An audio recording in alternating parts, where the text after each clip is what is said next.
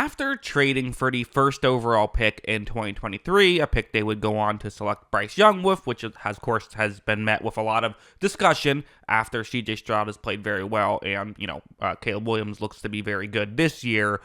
Still, I think one of the things that Panthers fans often use is kind of not I wouldn't even say an excuse, just a fair point is that, well, if Bryce Young had some of the weapons that some of these other guys have, he would look better.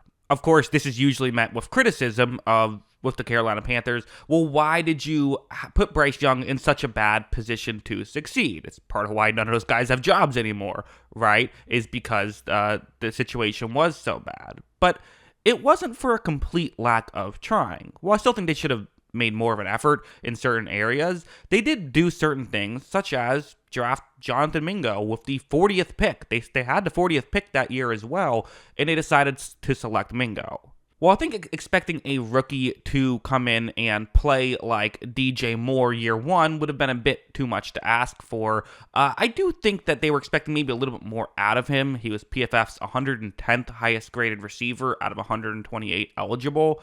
But I still did think that there are some flashes, and what I want to do in today's video is talk about how good can he get? Can he get to the point where he can be a solid, just receiving option for the Panthers? He doesn't have to be a star. Can he just be a guy for them? Well, let's just get into it. Before we do, though, I want to talk about, I do have a movie channel. If that's the kind of thing that seems interesting to you, hearing me talk about movies, you can check that out. The link is in the description below. Mostly do like film reviews, stuff like that. But yeah, let's just get back into the Jonathan Mingo film. So let's start off with this play, why don't we? So what's going to happen here is it's kind of just your typical play. I mean, when you hope a guy can be a number one receiver, these are routes sometimes you want to see them be able to win on, which is a one-on-one matchup against Carlton Davis, who, had a very up and down year last year, but is still a very good corner. So it's not the easiest type of place, way to win on this fade route. You see that right when this play begins,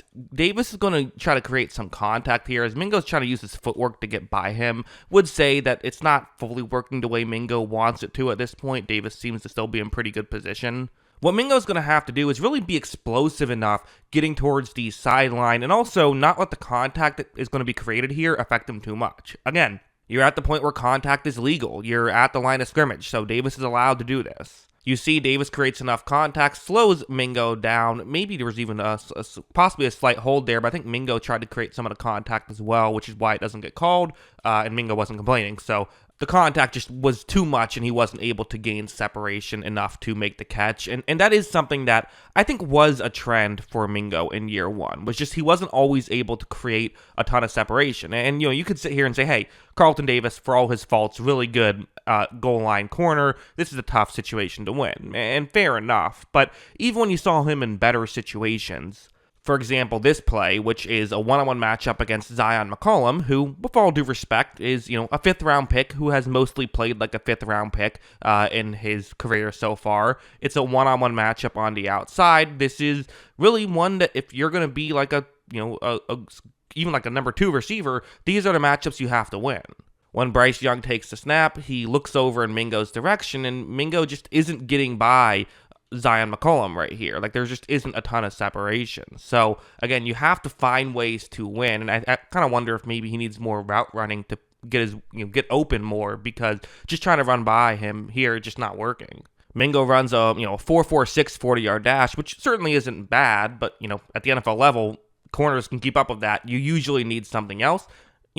You see here that the ball was a bit overthrown, so Mingo wasn't able to really, kind of didn't matter how open Mingo was. Although, if it was a little bit of a better throw, maybe he could have adjusted and found a way to make the play, right? So you would have liked to have that opportunity if you're Mingo. But I just think this is one of those things where you see him as a young player. He's probably going to have to learn how to use his footwork to help him out a little bit more, and allow him to be able to blow by some guys. Because, I want to go over here now. We do see some flashes of Mingo showing why he was, drafted when he was drafted, why Panthers did think he could be a solid piece for them. This is going to be a wide receiver screen.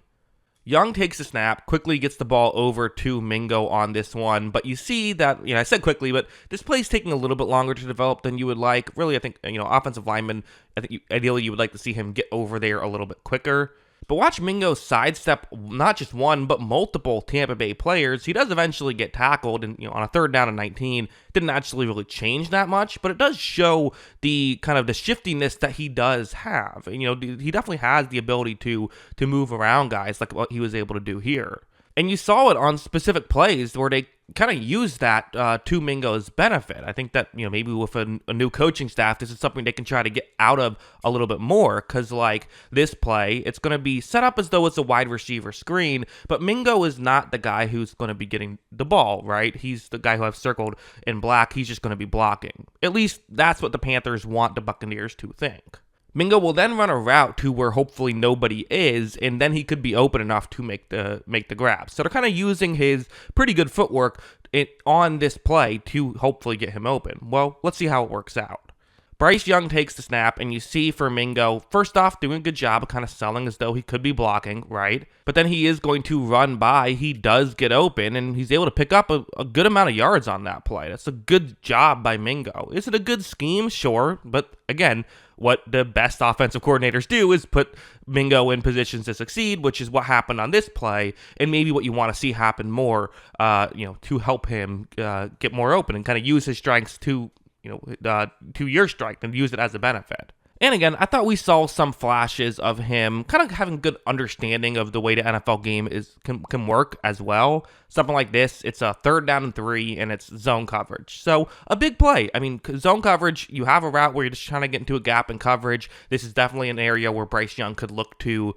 And just in the game, there's 9 minutes left. You're down 10 points. You need a score here. So huge play in this game. Let's see what Mingo does. Young takes the snap, and Mingo on this play starts to cut, but it's not really working the way you want it to. For one thing, it's a bit of with zone coverage, it's a bit of an exotic look by Tampa Bay, which is, of course, what Todd Bowles likes to do, having different guys drop back in the coverage. It's an edge rusher who is dropped back in the coverage, who is the guy closest towards Jonathan Mingo at this point. But Mingo sees the situation. He sees he's not currently open, and drifts more towards the top of the screen to where he allows himself to get open and then makes the grab. You see how he was able to make that work in between those two Tampa Bay players. That was a good understanding of, just how the zone coverage works. And on top of it, watch him kind of get out of this for a little bit. Unfortunately, he then fumbles the football. Now, Carolina recovered, so no harm, no foul, but still, can't be fumbling the football in that situation. But as a whole, there's definitely good stuff on his tape. There is. So yeah, I mean, those are my thoughts. Like, listen, it wasn't overly consistent. In fact, it kind of was consistent. It was mostly just not good.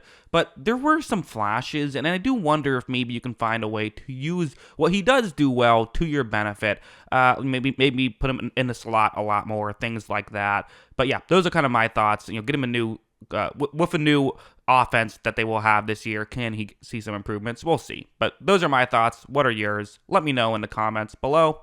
Always love hearing from you. And of course, as always, thanks for watching.